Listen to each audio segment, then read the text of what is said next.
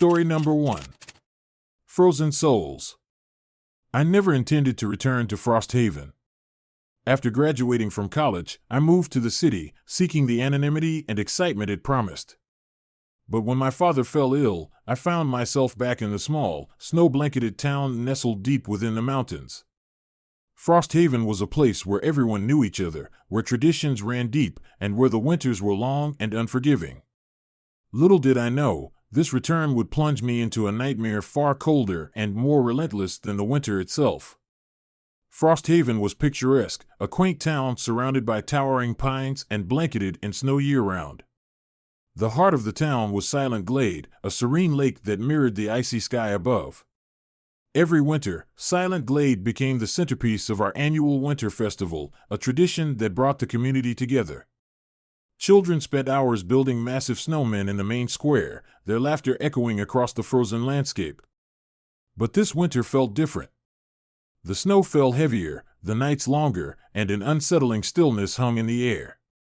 The townspeople spoke in hushed tones about the oddities that had begun to surface, strange noises from the lake, shadows moving beneath the ice, and an unshakable feeling that something was watching.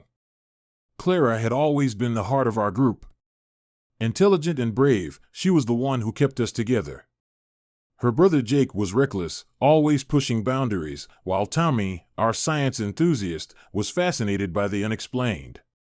Lucy, shy and sensitive, often picked up on things the rest of us missed, and Billy, the youngest, was innocent and easily frightened, often the target of our playful teasing.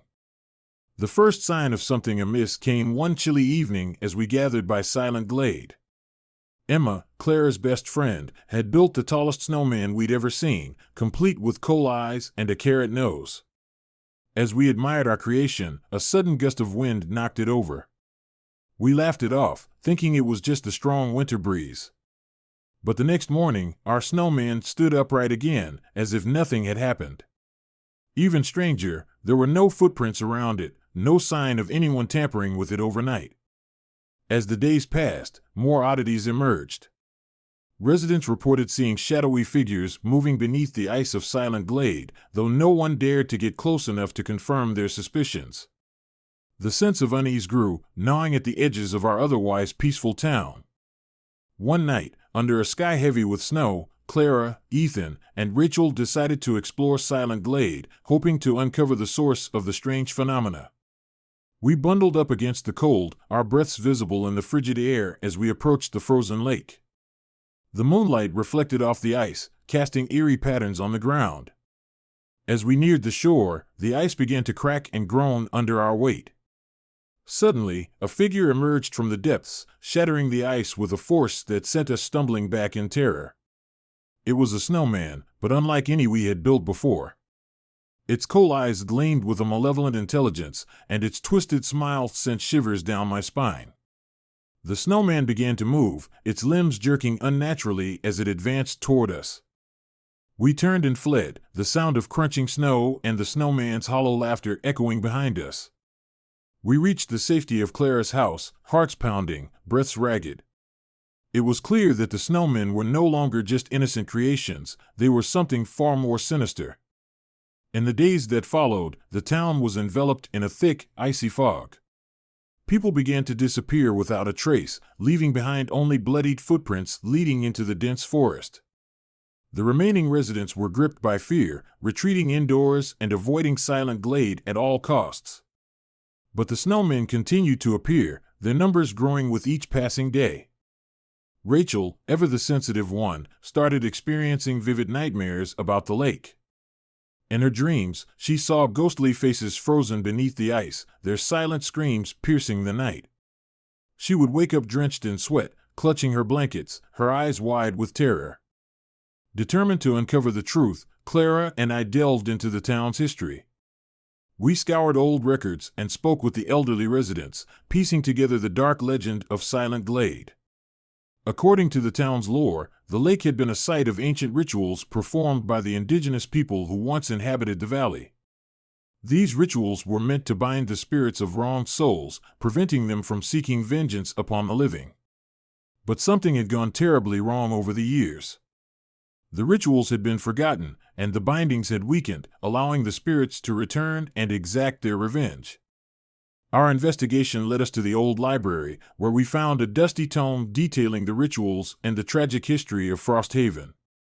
It spoke of a powerful spirit known as the Wraith of Glade, a vengeful entity that could only be contained through a delicate balance of rituals and sacrifices. Each year, as the snow melted and the ice thinned, the wraith grew stronger, inching closer to breaking free from its icy prison. The situation escalated rapidly. The snowmen became more aggressive, attacking anyone who ventured too close to the lake. They used the snow to trap their victims, pulling them into the frozen depths where the wraith awaited. The town was descending into chaos, and it became clear that we were running out of time. One fateful night, Rachel was drawn back to Silent Glade by an unseen force. She vanished without a trace, leaving us frantic and desperate to save her. The remaining snowmen closed in on us, their coal eyes burning with malevolent intent. It was time to confront the wraith and end this nightmare once and for all. Clara, Tommy, and I devised a plan to perform the counter-ritual that would seal the wraith back beneath the ice. We gathered the necessary components from the old tome and made our way to the lake, determined to stop the horror that had plagued our town. As we approached the frozen surface, the snowstorm intensified, whipping the snow into a frenzy around us. The snowmen surrounded us, their presence oppressive and suffocating. The wraith's voice echoed through the storm, taunting us and warning us to turn back. But we pressed on, driven by the need to save Rachel and our town. In the center of the lake, we found the ancient stone altar, now partially submerged in melting ice. We began the ritual, chanting the ancient words that held the key to binding the wraith once more. The air grew colder, the wind howling like the spirits themselves were battling us. Suddenly, the wraith appeared, a towering figure of ice and shadow, its presence overwhelming. It reached out with icy tendrils, trying to snuff out our efforts. Clara stood her ground, her determination unwavering, while Tommy and I continued the chant, our voices merging into a single, powerful incantation. The battle was both physical and spiritual, a struggle against an entity that sought to consume us with its frozen wrath. The snowmen acted as its minions, their relentless attacks forcing us to stay focused on the ritual. Just when it seemed like all hope was lost, the snow began to fall harder, the storm reaching its peak. With a final, desperate plea, we completed the ritual. The stone altar glowed with an ethereal light, and the wraith let out a piercing scream as it was pulled back into the depths of the lake. The snowmen disintegrated, their bodies melting into the snow, and the storm began to calm. The ritual was successful, but at a great cost. As the ice began to reform around the altar, a spectral figure emerged, Rachel. Her spirit had been trapped within Silent Glade, bound to the very curse that had claimed so many lives. She looked at us with sorrowful eyes, her presence a bittersweet reminder of the price we had paid. "You did it," she whispered, her voice like the softest snowflake. "But I cannot stay. My spirit must join the others, forever bound to this place." Tears streamed down Clara's face as she reached out to her sister. Rachel smiled weakly, a peaceful expression replacing the fear that had haunted her dreams. With a final breath, Rachel faded into the ice, her spirit finally at rest. Exhausted but relieved, we returned to the town, where the snow had ceased and the oppressive atmosphere lifted. The townspeople emerged from their homes, their eyes filled with gratitude and a newfound sense of hope. The curse had been broken, and Frosthaven could finally move forward, free from the horrors that had plagued us for so long. But as we stood by Silent Glade, watching the ice solidify once more, a faint whisper carried on the wind, a reminder that some spirits never truly rest. The snow-covered landscape seemed peaceful, but deep beneath the surface, the frozen souls remained, their presence a lingering echo of the past. Years have passed since that fateful winter, but the memories of Frosthaven's darkest days remain vivid in my mind. The sacrifices we made and the battles we fought are etched into the very fabric of my being, a constant reminder of the thin line between peace and horror. Occasionally, when the snow begins to fall and the wind howls through the mountains, I feel a chill that brings back the haunting whispers of Silent Glade. The town has flourished, embracing the traditions that once led to its downfall, but the scars of the past are never truly forgotten. Sometimes, late at night, I catch glimpses of shadows moving beneath the ice, their hollow eyes watching, waiting for the moment when the balance might once again be disturbed. The legend of Frosthaven serves as a cautionary tale, a reminder that some curses are forged in darkness and that the souls of the past can linger, forever bound to the icy depths they call home. As I sit by the fireplace, watching the flames dance and the snow blanket the world outside, I know that Frosthaven will always hold a piece of my soul. And in the quiet moments, when the world is still and the night is cold, I can almost hear the whispers of the frozen souls, reminding me that some horrors never truly fade away. Story number 2. The Cursed Box. I never believed in curses or the supernatural. My life had always been grounded in reality, structured, predictable, and devoid of the inexplicable. But Frosthaven, my quaint hometown nestled in the heart of a snow-covered valley, had secrets that would challenge everything I thought I knew. The first day of the new year should have been a fresh start. After a year filled with loss and grief, I, Clara, was determined to find a semblance of peace. My father's illness had forced me to return to Frosthaven, a place I hadn't visited in years. The town was picturesque in winter, blanketed in thick layers of snow, with twinkling lights adorning every house for the annual winter festival. Despite the festive atmosphere, a lingering sense of unease always hovered over Frosthaven. The festival centered around a tradition of building elaborate snowmen in the town square, a cheerful activity that masked the town's darker undercurrents. But this year, something felt different. The air was colder, the snow heavier, and an unshakable feeling of dread settled over me as I navigated the familiar streets. On the morning of January 1st, I woke up in my father's old house, a place filled with memories of happier times. Determined to start the year positively, I decided to take a walk around the neighborhood. As I opened my front door, a burst of cold air greeted me, but what truly caught my eye was the neatly wrapped box resting on my doorstep. It was a beautiful package, adorned with a red ribbon and a delicate bow, but there was no note or indication of who had sent it. Curiosity piqued, I picked up the box and brought it inside. The warmth of the house contrasted sharply with the icy touch of the snow outside. Setting the box on the coffee table, I examined it closely. There was no return address, only the elegant ribbon that seemed almost too perfect to belong to a stranger. I hesitated for a moment, contemplating whether to keep it or return it to the street. But a flicker of hope that someone might want to reconnect with me outweighed my reservations. I decided to open it. Inside, I found an assortment of peculiar items, an old-fashioned, non-functioning clock, a piece of cracked mirror, and a handwritten letter with shaky handwriting that read, "Hey Dem Engwak." Translated, it meant start the countdown. The items seemed random, yet there was an undeniable sense of foreboding emanating from them. That night, the first signs of something terribly wrong began to manifest. As I lay in bed, trying to shake off the unease, I heard the relentless tickings of the clock. Confused, I glanced over and saw that the old clock from the box was now on my nightstand, its hands moving backward despite its apparent dysfunction. I dismissed it as a trick of my imagination, still grappling with the shock of receiving the mysterious gift. But as the days passed, the strange occurrences intensified. Shadows seemed to move on their own, objects shifted positions without explanation, and an oppressive darkness settled over my home, making it difficult to breathe. One evening, as I sat alone in the living room, the piece of cracked mirror began to shimmer. I approached it cautiously, and to my horror, I saw ghostly apparitions staring back at me, faces twisted in agony, their eyes hollow and pleading. The room grew colder, and a sense of malevolence filled the space, making my skin crawl. Rachel, my younger sister, started experiencing terrifying nightmares about the lake in Silent Glade. She would wake up drenched in sweat, clutching her blankets, her eyes wide with fear. She spoke of a cold, shadowy figure that called out to her from the depths of the frozen water, urging her to join it. Determined to uncover the truth behind the cursed box, I enlisted the help of Ethan, our childhood friend, and Oliver, a local hunter who had always been considered a bit eccentric. Together, we began investigating the origins of the items in the box and the meaning behind the cryptic message. Our search led us to the town's old library, a place filled with dusty tomes and forgotten legends.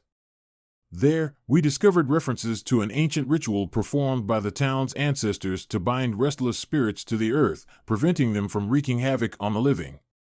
The items in the box were key components of this ritual, designed to maintain the balance between the living and the dead.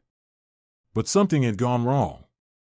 The ritual had been corrupted over time, allowing malevolent spirits to escape their bindings. The countdown mentioned in the letter was a warning, signaling the impending release of these vengeful entities unless the ritual was restored. As the countdown continued, the phenomena around us grew more violent. The shadows in my house no longer just moved, they attacked, clawing at my skin and trying to pull me into the darkness. Rachel's nightmares became a terrifying reality as the shadowy figure from her dreams began to manifest in our home, its presence chilling and sinister. One night, we witnessed the first death linked to the curse. Our neighbor, Mr. James, visited us to check on Rachel, only to be found dead the next morning. His body was frozen in a grotesque position near Silent Glade, with no signs of struggle or injury. On the cracked mirror, we saw a single bloody handprint, a clear message from the spirits. Desperate to save ourselves and the town, we decided to perform the counter-ritual to seal the spirits back into their bindings. The old library provided us with the necessary instructions, but the ritual required immense courage and precise execution. We gathered the items needed: the reverse-moving clock, the cracked mirror, and the mysterious letter. Under the cover of night, we made our way to Silent Glade, the site of the original ritual. The lake was eerily still, the surface of the water covered in a thin layer of ice that seemed to pulse with an unnatural energy. As we began the ritual, the temperature plummeted, and the air filled with the sound of howling winds and ghostly whispers. The spirits, sensing our attempts to bind them once more, unleashed their full fury. Shadows twisted into grotesque forms, reaching out to drag us into the icy depths. The shadowy figure that haunted Rachel emerged from the water, its presence overwhelming and terrifying. It confronted us, demanding that we stop the ritual or face eternal torment.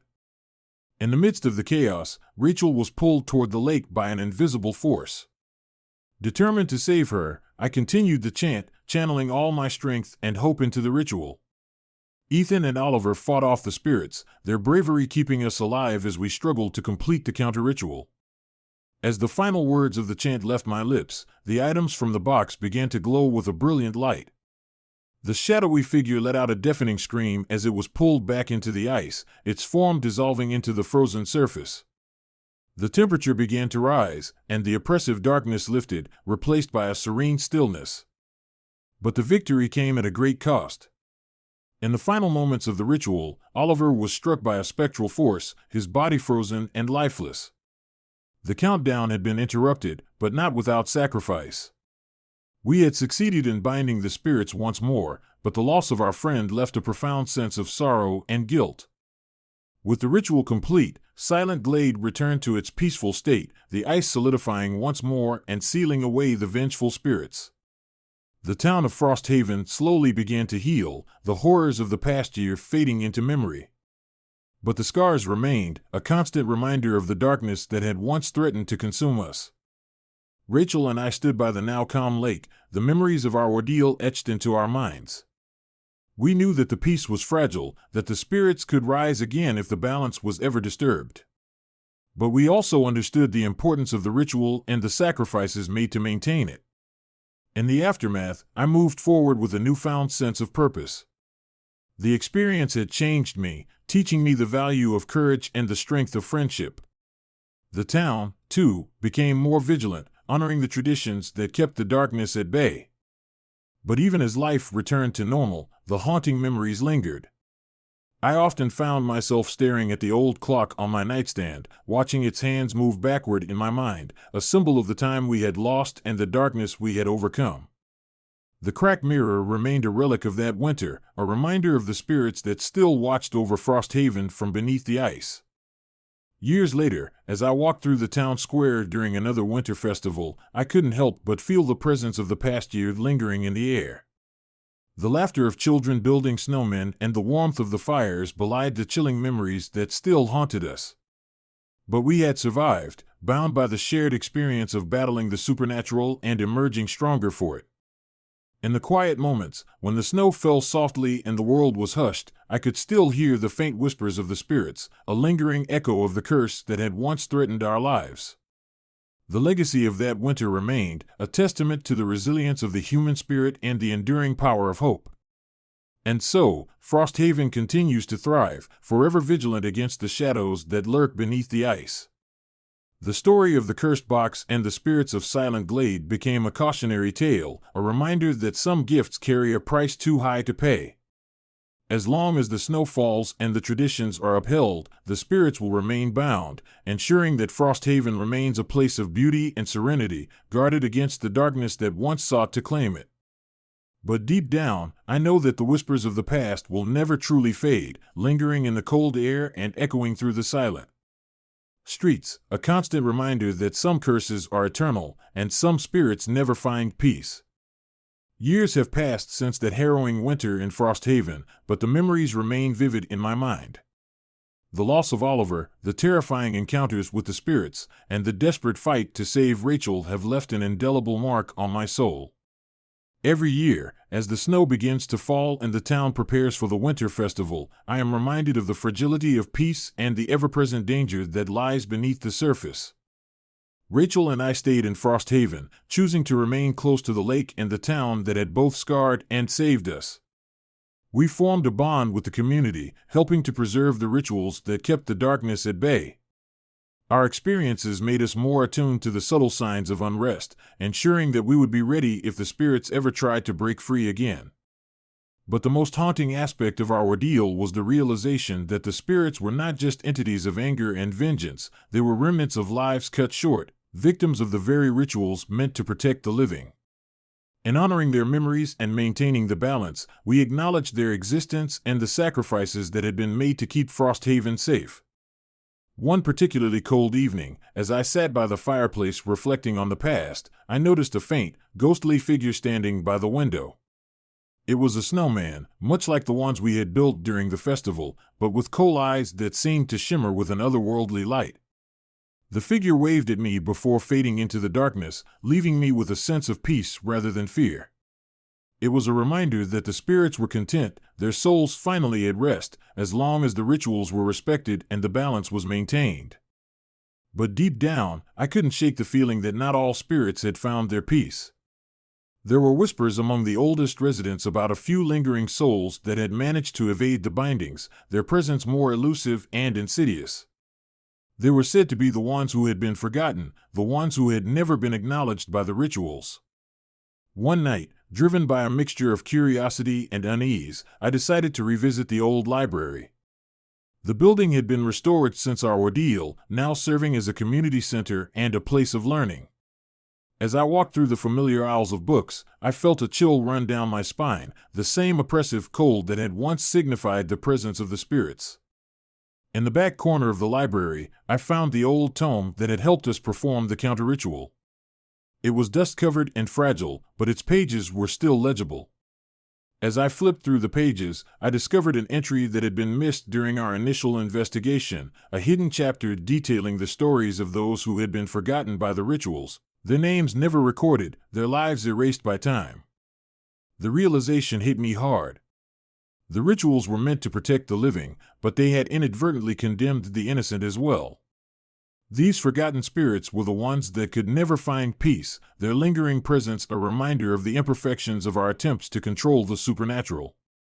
Determined to give them the acknowledgement they deserved, I decided to honor their memories by creating a memorial in Silent Glade. With the help of Rachel and the community, we gathered the names of those who had been lost, ensuring that their stories were remembered and respected.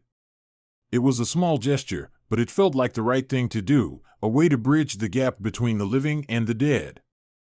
As we completed the memorial, the air around Silent Glade grew warmer, the oppressive cold lifting as if the spirits were finally finding peace.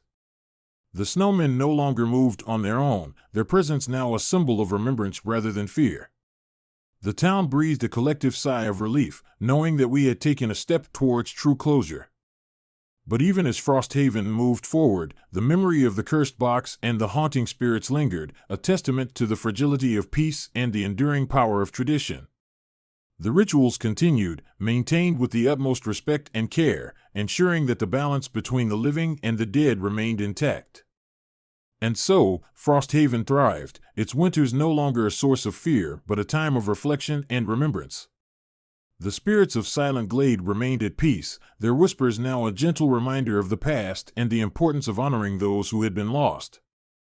The town had learned to coexist with the supernatural, embracing the traditions that kept the darkness at bay while acknowledging the sacrifices that had been made. As I stood by the lake one winter evening, watching the snowflakes dance in the fading light, I felt a sense of closure. The haunted past had been confronted and respected, allowing both the living and the dead to coexist in harmony. The whispers of the spirits had quieted, replaced by the peaceful silence of a town that had learned to honor its history while looking forward to a brighter future. But deep down, I knew that the legacy of the cursed box would never be entirely forgotten. It had taught us the importance of balance, the necessity of respect, and the enduring strength of the human spirit in the face of the unknown. And as long as Frosthaven remained vigilant, the spirits of Silent Glade would remain bound, their presence a reminder that some curses are eternal, and some souls never truly find peace. Story number 3.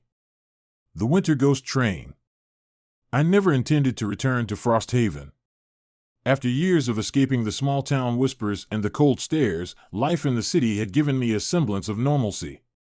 Yet, here I was, standing on the snow-laden tracks of Silent Glade, staring at the ghostly silhouette of the white snow train.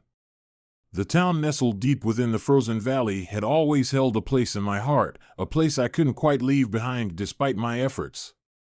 Frosthaven was a picture-perfect winter town, blanketed in pristine snow, with wooden cabins and a central square that hosted our annual winter festival.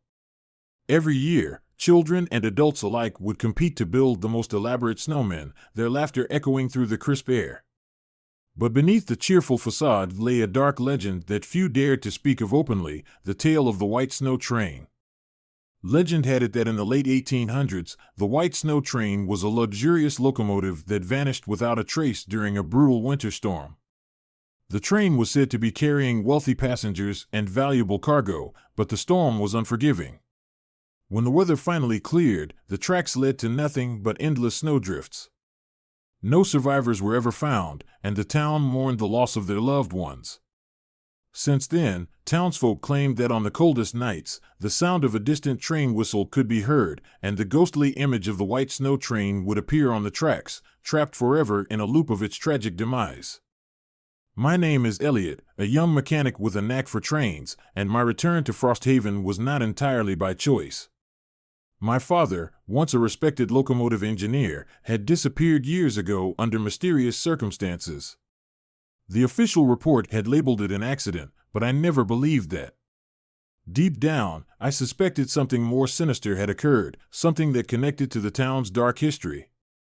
Margaret, a local historian with a keen interest in Frosthaven's lore, had reached out to me. She was determined to uncover the truth behind the white snow train, convinced that it was linked to my father's disappearance. Alongside us was Daniel, a sensitive 10-year-old boy who seemed to have a strange connection to the supernatural, often dreaming of the ghostly train and the sorrowful faces of its passengers. One fateful night, a fierce snowstorm descended upon Frosthaven. The wind howled like the cries of lost souls, and the town was engulfed in a whiteout. Amidst the chaos, the townsfolk reported hearing the eerie whistle of a distant train, growing louder with each passing minute.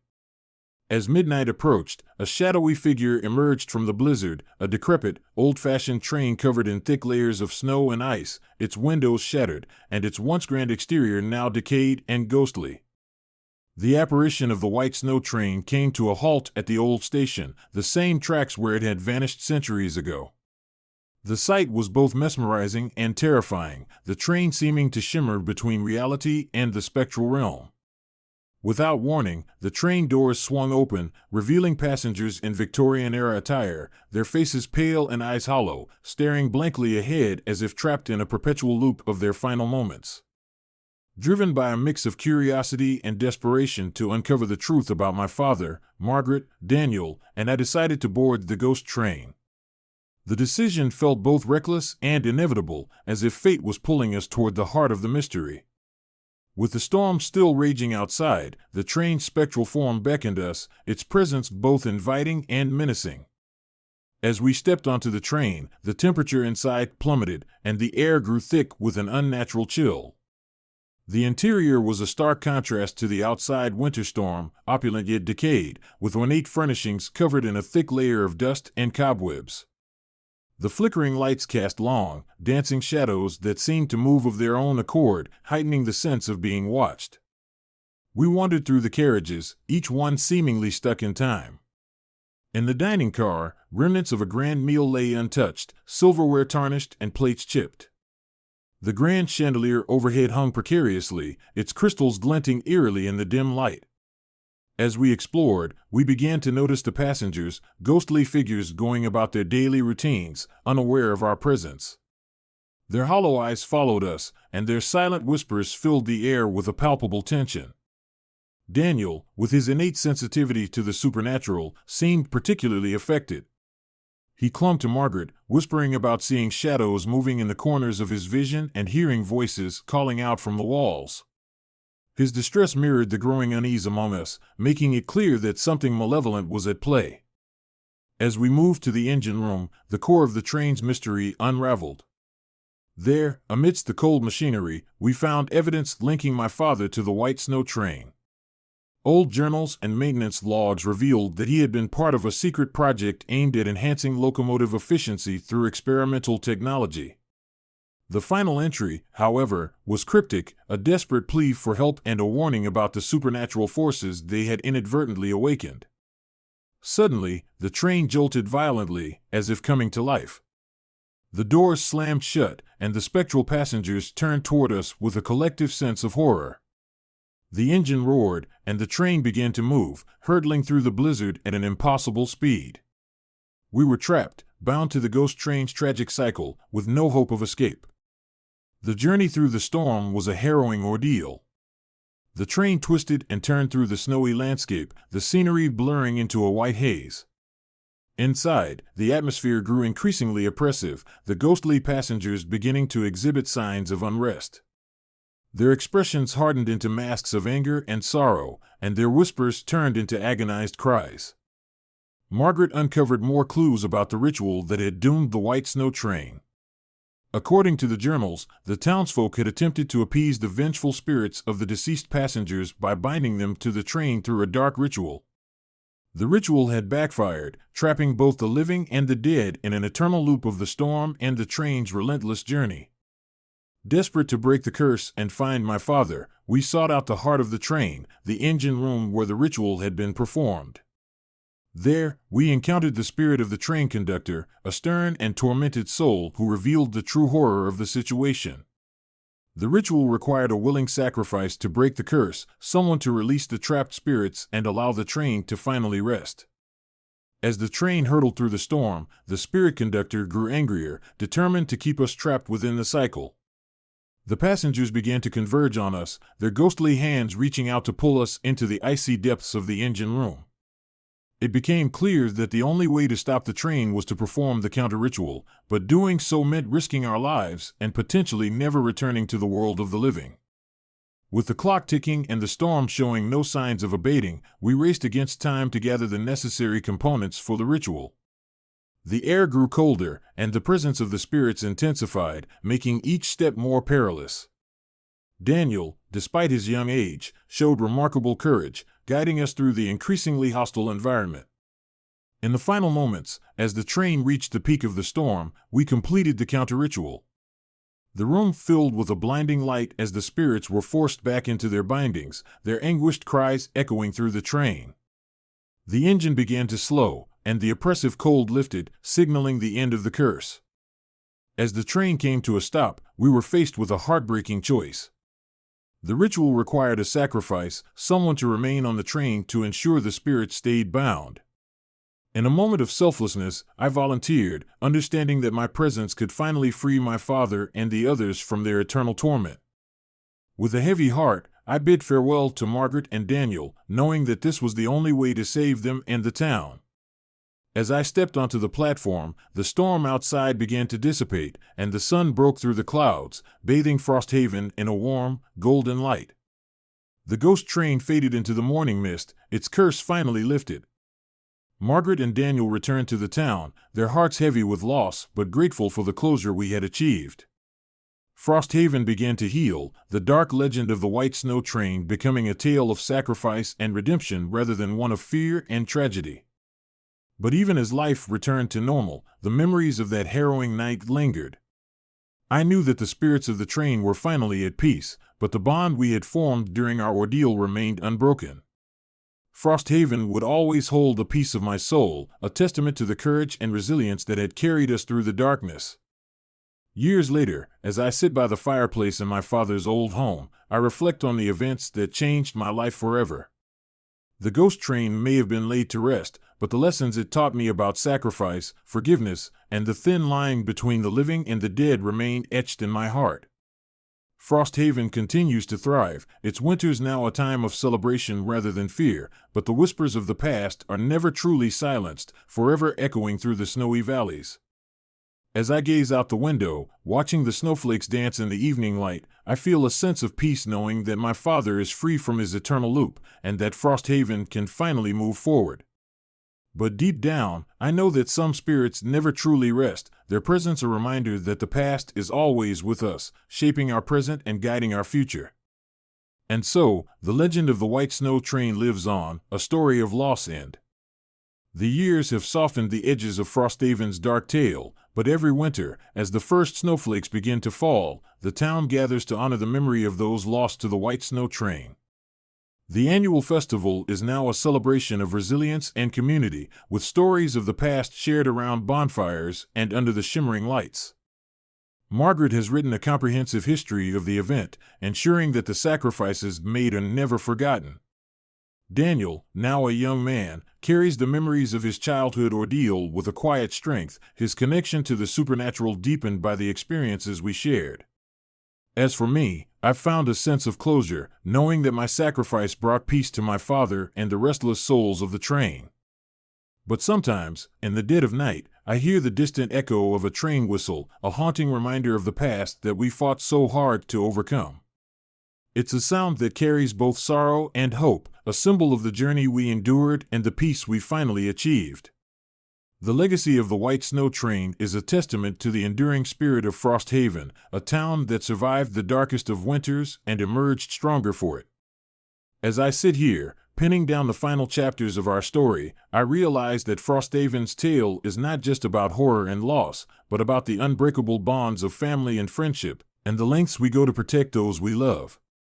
The ghostly whispers of the past may still linger, but they no longer hold power over us. Instead, they serve as a reminder of our resilience and the courage that defines us.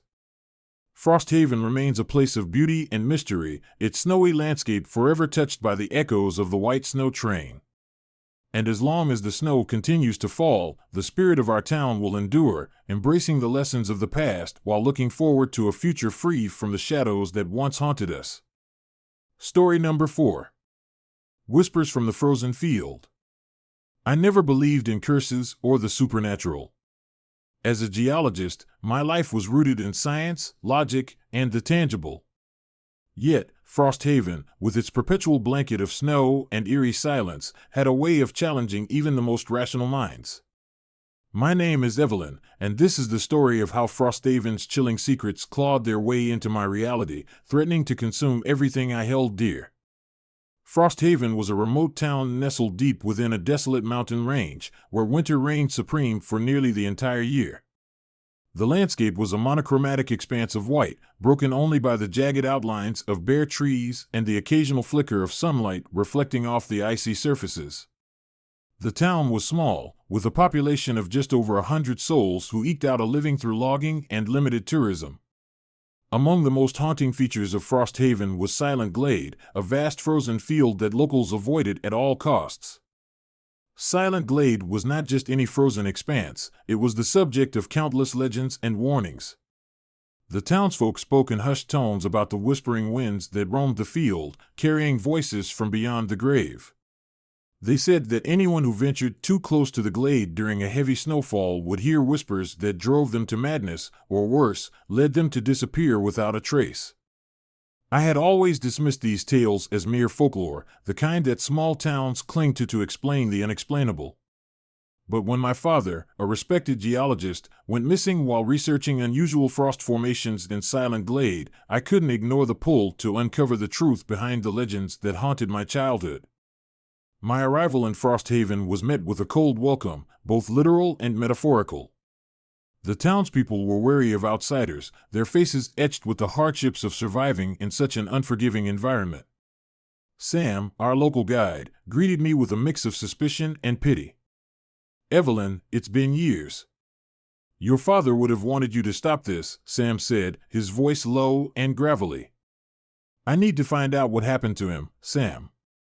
"The data he collected might explain the unusual frost patterns," I replied, trying to mask the anxiety gnawing at me. Sam sighed, his eyes lingering on the horizon where Silent Glade lay shrouded in darkness. Silent Glade is no ordinary field. There's something there, something that doesn't want to be disturbed. I shrugged off his concerns, determined to proceed with my research. My colleague, Martha, joined me a few days later. Unlike me, she was skeptical of the supernatural aspects, viewing them as embellishments to explain natural phenomena. "I'm here to help you gather data, Evelyn.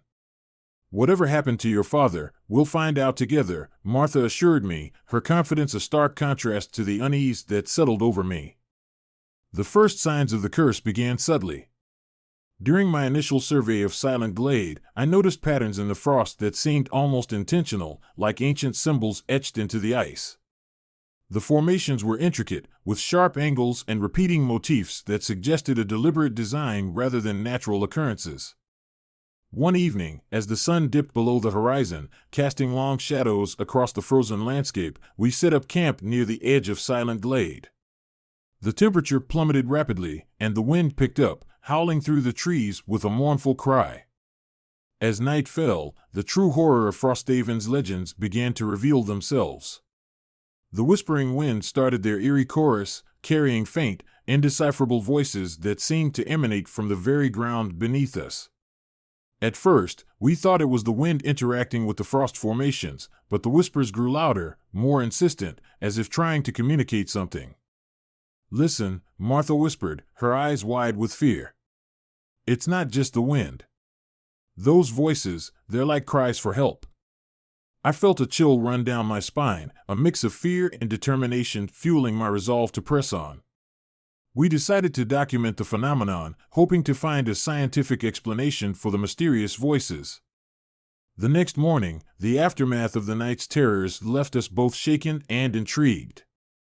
Footprints leading into Silent Glade had appeared overnight, a clear sign that someone, or something, had traversed the frozen field.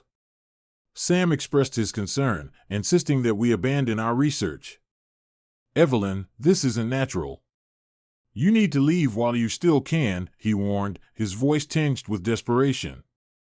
But my father's disappearance was too personal to ignore. I couldn't turn away now, not when I was so close to uncovering the truth. As days turned into weeks, the whispers from Silent Glade became more persistent and malevolent. The frost patterns seemed to shift overnight, forming new symbols that pulsated with an ominous energy. Martha grew increasingly anxious, her skepticism waning in the face of the mounting supernatural evidence.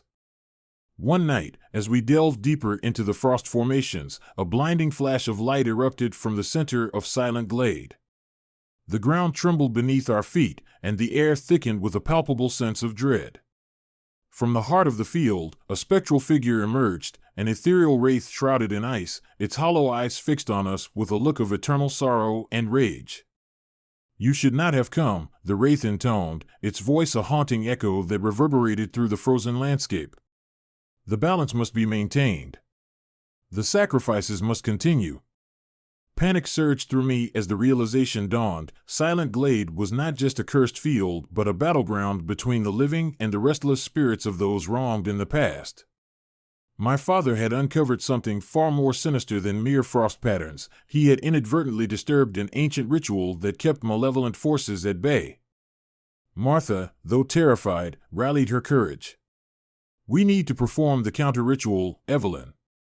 It's the only way to appease the spirits and end this curse."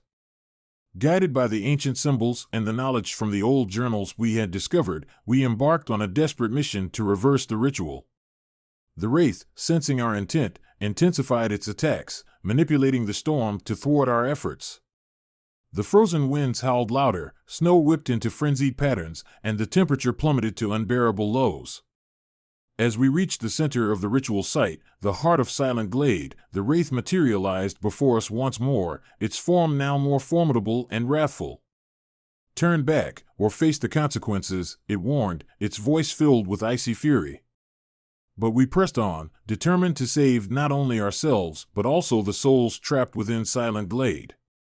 With trembling hands, we began the incantation, channeling all our strength and hope into the counter-ritual. The symbols on the ice glowed with a spectral light, and the air shimmered with the energy of the ritual. Suddenly, the ground beneath us split open, and ghostly hands reached out from the ice, trying to drag us into the abyss. The Wraith let out a blood-curdling scream as the ritual reached its climax, and a surge of energy enveloped us, forcing us to confront our deepest fears and regrets. In that moment of intense struggle, I saw visions of my father, his face twisted in pain and anguish, begging me to save him. Fueled by love and desperation, I pushed through the pain, completing the ritual with one final, powerful chant. A blinding light engulfed Silent Glade, and the Wraith dissipated into a swirl of ice and snow.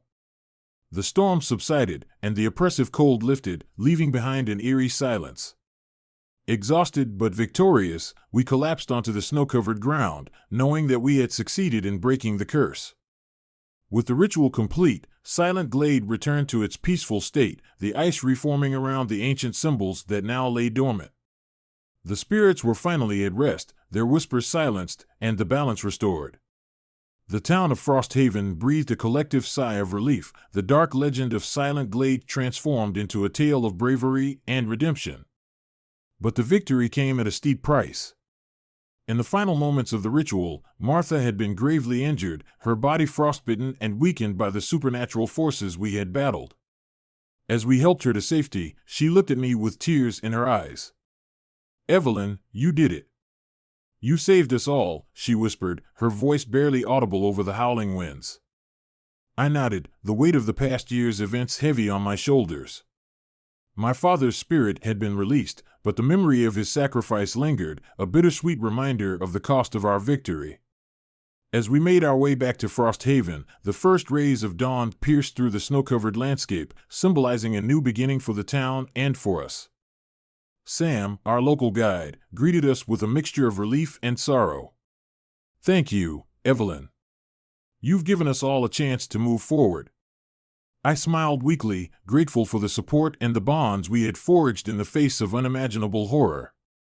Frosthaven would never be the same, but the scars of the past would serve as a testament to our resilience and the power of hope.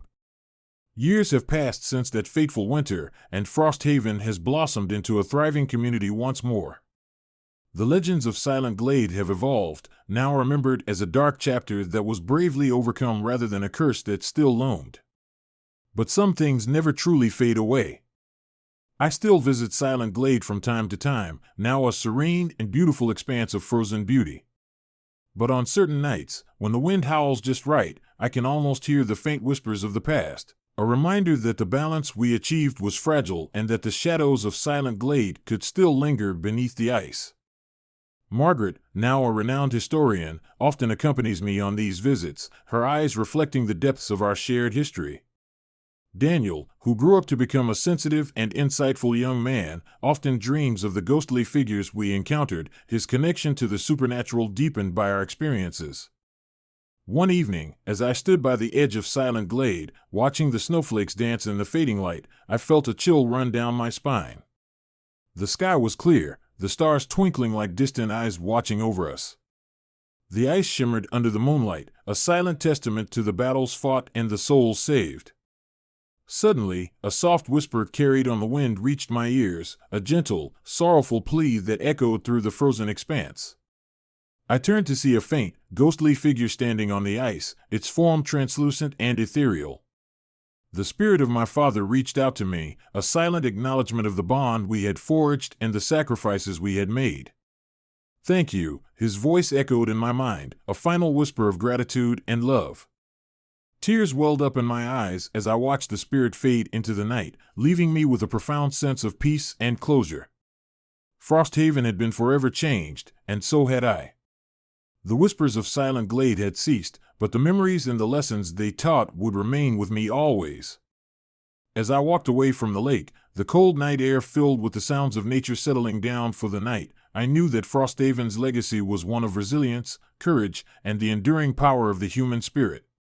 And though the shadows of the past would always linger, so too would the light of hope, guiding us through the darkest of winters and into the promise of a brighter tomorrow.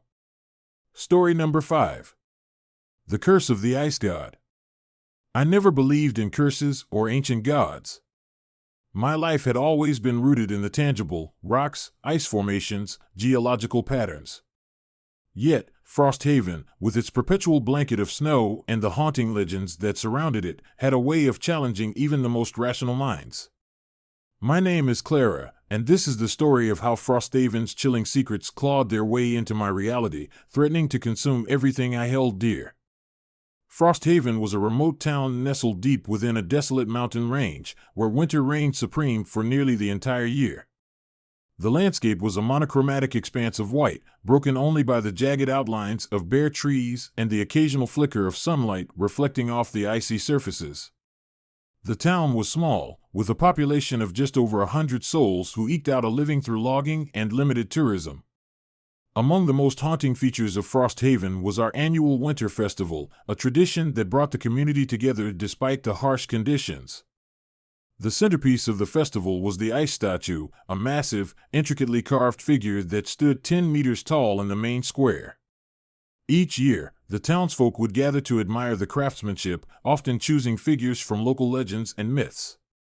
This year, however, the chosen figure was unlike any before, a towering deity of war from an ancient legend that spoke of destruction and redemption. The legend of Orion, the ice god, was one that older generations rarely spoke of, but its presence loomed large over the festival. According to local lore, Orion had once brought devastation to the land, but was eventually bound by a mysterious ritual, his wrath contained within a monumental ice statue. The ritual was meant to be a safeguard against the deity's return, ensuring peace and prosperity for Frosthaven. As the sun set on the eve of the festival, a biting cold settled over the town. The air was heavy with anticipation and an undercurrent of unease. The ice statue, gleaming under the winter moon, seemed almost alive, its frozen eyes staring into the abyss of the night. The first signs of something amiss appeared shortly after the statue was unveiled. The temperature in Frosthaven began to rise unnaturally, causing the snow to melt at an alarming rate. The usually serene town became restless, the once gentle snowfall turning into a relentless storm. Elderly residents, known as the Keepers of Memory, grew increasingly anxious, their faces etched with worry. One such resident was Marianne, an elderly woman with a wealth of knowledge about Frosthaven's history and legends. She approached me, her eyes filled with fear. "Clara, you must listen. The statue, it should not exist. It's disrupting the balance." I dismissed her concerns initially, attributing them to old age and superstition. But as the days passed, the warnings took on a sinister validity. The unseasonably warm weather continued unabated, causing the ice statue to begin melting. The once solid figure of Orion now started to reveal a strange, black metal core within, adorned with ancient, undecipherable symbols. As the ice receded, tiny cracks appeared on the statue's surface, emanating eerie whispers that seemed to come from the very heart of the ice. The first horrifying event occurred on a cold Tuesday evening. James, a local craftsman and the sculptor responsible for the statue, was the first to vanish without a trace. He had been the one who had designed the statue, pouring his soul into the intricate carvings. The only clue left behind was a bloodied shard of the cracked mirror we had found in the box that arrived at my doorstep weeks earlier. The townspeople were gripped with fear as more strange occurrences unfolded. Shadows moved unnaturally across the snow-covered fields, and ghostly apparitions were sighted wandering the town at night. Animals became aggressive, attacking without provocation, their eyes glowing with an unnatural light. One particularly harrowing night, as I walked home from the library, I heard a faint, chilling whisper carried by the wind. It was as if the very air was trying to communicate a dire warning. "The balance is broken, run."